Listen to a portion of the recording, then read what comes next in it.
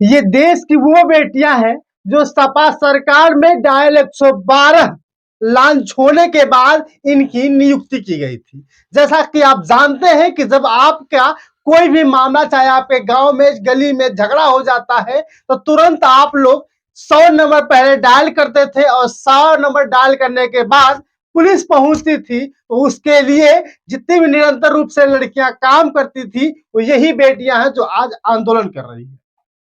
जब से योगी आदित्यनाथ की सरकार बनी और योगी आदित्यनाथ की सरकार बनते ही उन्होंने 100 नंबर को 112 में लॉन्च कर दिया।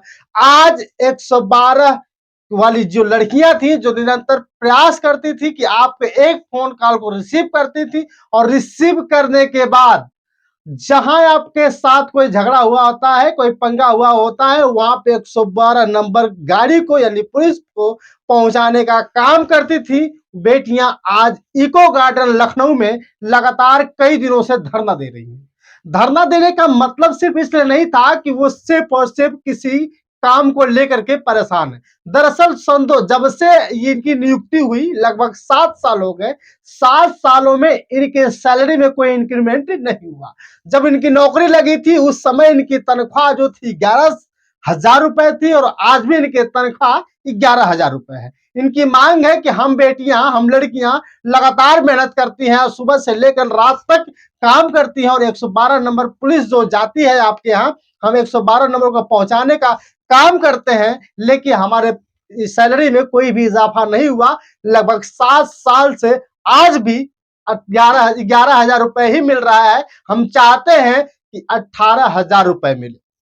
मतलब योगी आदित्यनाथ से उनकी गुहार है कि 11,000 के नहीं, बल्कि 11,000 के बजाय 18,000 रुपए हमें दिया जाए। लेकिन सरकार कहां मानने वाली है? सरकार तो बेटियों को मुफ्त में भोजन, मुफ्त में पैसा देने का बारे में सोच लिया है, लेकिन पैसा काम करवाती है तो भाई किसी कंपनी के अंडर में किया गया था।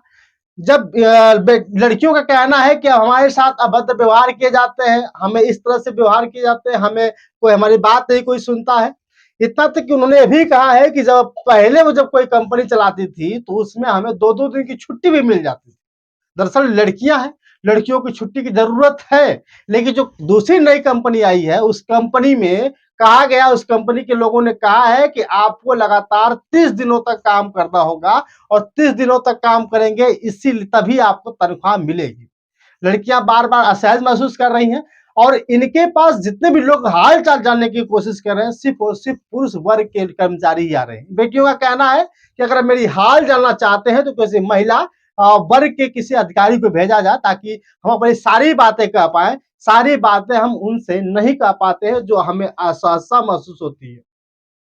फिर इको गार्डन में लगातार धरना दे रही हैं, बार बार सवाल उठा रही है कि हमारे साथ अभद्रता होती है, हम जहां बैठे हैं हमें जबरदस्ती यहाँ पे लाया गया है। इतना ही नहीं, उनका यह भी कहना है कि हम यहाँ बैठते हैं तो रात को पुलिस वाले आते हैं, डंडा से पीट पीट कर मारने का भी काम करते हैं। इतना ही नहीं, उन्होंने कहा है कि हमारे शौचालय को, जहां यहाँ पे शौचालय बना है, उस शौचालय को भी बंद करने का भी काम करेंगे। अब हम लोग परेशान होकर क्या करेंगे? दरअसल सबसे बड़ा मामला यही है कि अगर उत्तर प्रदेश में ये सब देखने को मिल रहा है तो आखिर क्यों वो बार बार गुहार कर रही है कि हमें योगी आदित्यनाथ से मिलना है, और हमें योगी आदित्यनाथ यानी हमारे देश के मुख्यमंत्री महोदय आए और हमसे कह दे। तो भाई